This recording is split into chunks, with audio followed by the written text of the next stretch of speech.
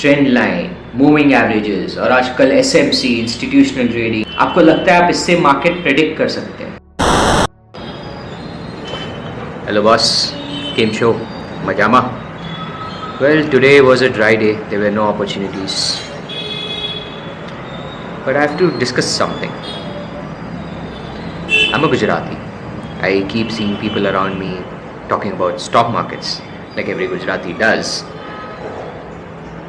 उनके सबके बिजनेसेस हैं, लेकिन जब उनके बिजनेसेस के बारे में पूछो तो बोलते हैं भाई ठंडा गरम, ज़्यादा डिटेल डिस्कस नहीं करेंगे. लेकिन जब स्टॉक मार्केट के बारे में बोलो या पूछो तो ऐसे बात करेंगे जैसे दुनिया में उनसे इंटेलिजेंट पर्सन कोई है ही नहीं. पूरे दुनिया का बिजनेस वही चला रहा है, वो यहाँ से ये कर रहा है, वो कंपनी ये कर रही है, उसके फ्यूचर प्लान्स ये हैं. बड़ी बड़ी बात है, सिर्फ इसीलिए क्योंकि उन्होंने जो इन्वेस्टमेंट किया है वो उन्हें लगे कि उन्होंने राइट जगह पे इन्वेस्ट किया है. ये एक पैराडॉक्स है, ये एक लूप है जो उन्हें कभी भी सक्सेस लॉन्ग टर्म में हासिल करने देगा ही नहीं मार्केट से. लेकिन सच्चाई तो ये है कि मार्केट इज़ रैंडम, इसे कोई प्रेडिक्ट नहीं कर सकता. द ओनली वे कि प्राइस ऊपर जाए या आपके फेवर में जाए वो सिर्फ तभी हो सकता है कि जब आपने उसे बाय किया, उसके बाद लोग बाय करें. यानी कि जो आपने पॉजिटिव सोचा है कंपनी के बारे में, लोग भी उसको पॉजिटिव सोचें. या जो आपने इन्वेस्ट किया उसके बाद लोग खरीदें. मतलब ऐसा पॉसिबल होना ही नहीं चाहिए कि आपके पहले कोई स्मार्ट निकाले. ये सेंस बनता ही नहीं है. But this is randomness. लेकिन माइंड को ये पसंद ही नहीं है कि कुछ चीज़ रैंडम हो सकती है, क्योंकि हमारा दिमाग हमारी सर्वाइवल के लिए कोशिश करता है. तो if there are missing points, your mind will automatically connect the dots to make sense of it. भले ही वहाँ पे सेंस हो ना, लेकिन आपका दिमाग उन पॉइंट्स को कनेक्ट करके कुछ ना कुछ सेंस बना लेगा. सेंस क्यों बनाएगा? क्योंकि अगर आप कुछ चीज़ का सेंस बना सकते हो तभी तो आप डेंजर से प्रिपेयर, एस्केप होने के लिए, उससे फाइट करने के लिए प्रिपेयर्ड हो सकते हो. आप उस चीज़ के लिए कैसे प्रिपेयर्ड होगे जिसका डेंजर आपको पता ही नहीं कि क्या है?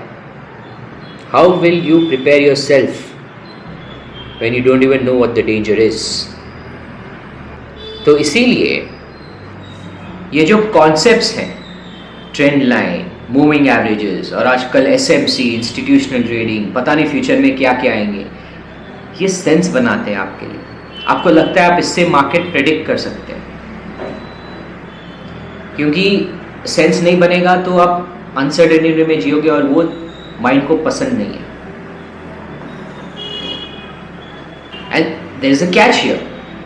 अगर गलती से एक दो बार आप राइट हो गए, आपका ये जो बिलीफ सिस्टम है कि ओ because I followed so and so institutional candle, blah blah blah, मुझे पता था क्या होने वाला है. That idea becomes strong. आप ये भूलते जाओगे कि मार्केट रैंडम है. But the more you're right in your analysis, because it is random, आप राइट होने ही वाले हो. Some number of times you will be definitely right. ये बिलीफ आपका स्ट्रॉन्ग कर देगा कि आपकी स्ट्रैटेजी की वजह से आप राइट हुए. आप मार्केट को चलाना सीख गए, आप मार्केट की भाषा सीख गए. Now why is this problem? This is a problem because if you start to believe that you know what the market is going to do or you've understood the language of markets, risk कहाँ है? आप stop loss क्यों लगाओगे? आप quantity manage क्यों करोगे? क्योंकि आपको पता है, आपके अंदर एक बिलीफ है कि what the market is going to do next, you know. So why are you going to apply stop loss? Why are you going to manage your money? Risk gone. There's no concept of risk. But then psychology का first point क्या है? Manage your risk. Now you see where these are clashing, and that is where the actual problem is. Well, ये तो हो गई problems. अब कर लेते हैं सोल्यूशन की बात. सोल्यूशन क्या है इस चीज़ का? How to get out of this? Well, solution is pretty simple. लेकिन क्योंकि अपना माइंड इतना कंडीशन हो चुका है, it is gonna be a little tough to get out of this. So let's talk about the solutions. First, self-awareness. Like you got to know now, that is self-awareness. While trading at all points, चाहिए तो एक chart लगा दो या phone में reminder set कर दो, phone का वॉलपेपर बदल दो, जो भी.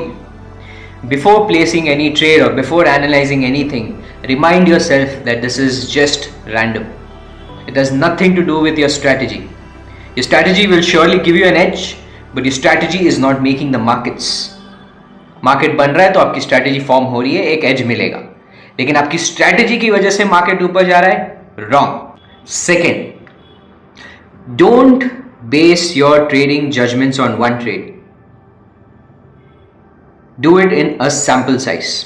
Always do it in a sample size of 20, 30, 50, 100 sample size, depending on your risk management policies. But yeah, never judge your trading performance in one single trade. If you lost money today, don't judge that your strategy is bad. If you win today, don't judge that your strategy is amazing. Always do it in a sample size. Sample size for 20 trades, 50 trades, and also sample size for time. 3 months, 6 months, a year. And also, one extra bonus advice: stop being engrossed in your little charts all day.